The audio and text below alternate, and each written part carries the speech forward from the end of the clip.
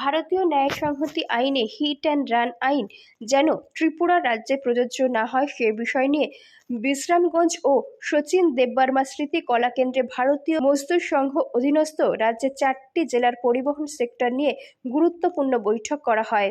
এদিনের এই বৈঠকে ভারতীয় মজদুর সংঘ অধীনস্থ পরিবহন সেক্টরে পশ্চিম জেলা সেক্টর থেকে উপস্থিত ছিলেন সম্পাদক বাবুল ঘোষ, সিপাহীজলা জেলা সেক্টর থেকে উপস্থিত ছিলেন সম্পাদক সজল দেবনাথ, গোমতী জেলা থেকে উপস্থিত ছিলেন সম্পাদক পার্থ ঘোষ, দক্ষিণ ত্রিপুরা জেলা থেকে উপস্থিত ছিলেন সম্পাদক বাপ্পি দেবনাথ।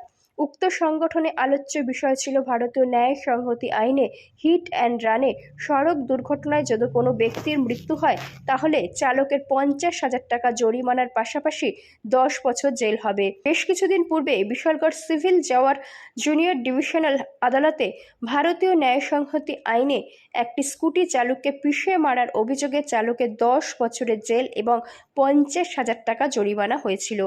ত্রিপুরা রাজ্যে হিট অ্যান্ড রান আইন যেন লাগু না হয় সে বিষয় নিয়ে এদিনের এই বৈঠকে আলোচনা করেন নেতৃত্বরা।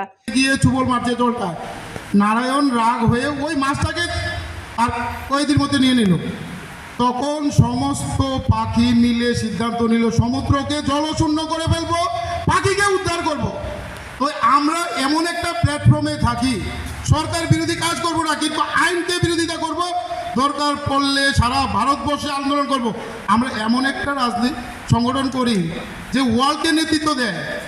ত্রিপুরাকে থেকে ভারতবর্ষের অন্য জায়গায় যাবে না, মানে সারা ওয়ার্ল্ডকে নাড়িয়ে ফেলার মতন এমন একটা সংগঠন আমরা করি। আগামী দিন আমরা আমাদের শ্রমিককে উদ্ধার করার জন্য সরকার বিরোধী না হোক, কিন্তু আইন বিরোধী আন্দোলন